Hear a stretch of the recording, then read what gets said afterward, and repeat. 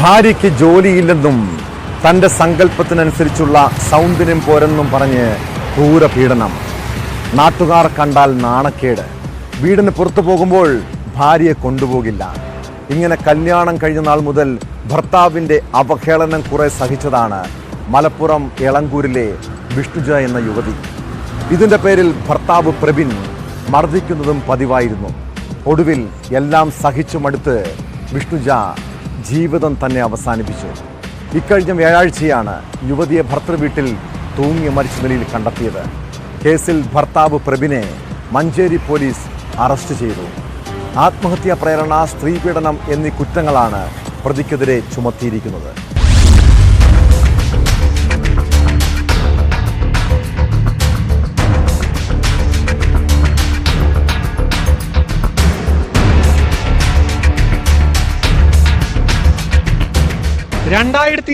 മെയ്യിലാണ് വിഷ്ണുജയും എളങ്കൂർ സ്വദേശി പ്രബിനും തമ്മിലുള്ള വിവാഹം നടന്നത്.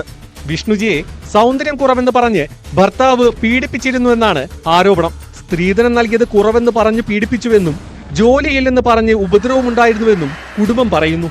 ഭർത്താവിന്റെ ബന്ധുക്കൾ കൂട്ടുനിന്നെന്നും ആരോപണമുണ്ട്. ഭർത്താവിന് പുറമെ കുടുംബത്തിനുമെതിരെ നടപടി വേണമെന്നാണ് ആവശ്യം.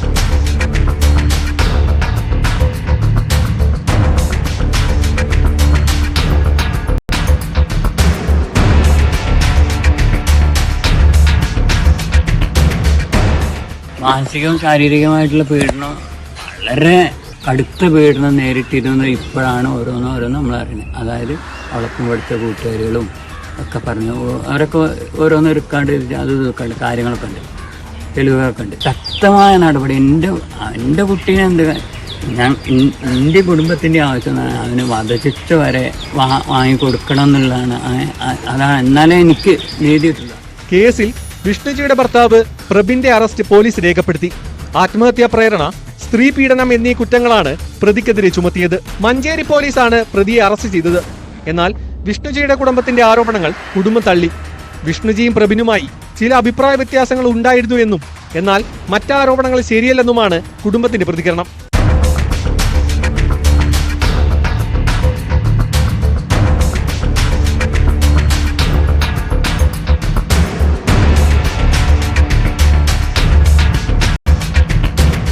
ന്യൂസ് 18 മലപ്പുറം.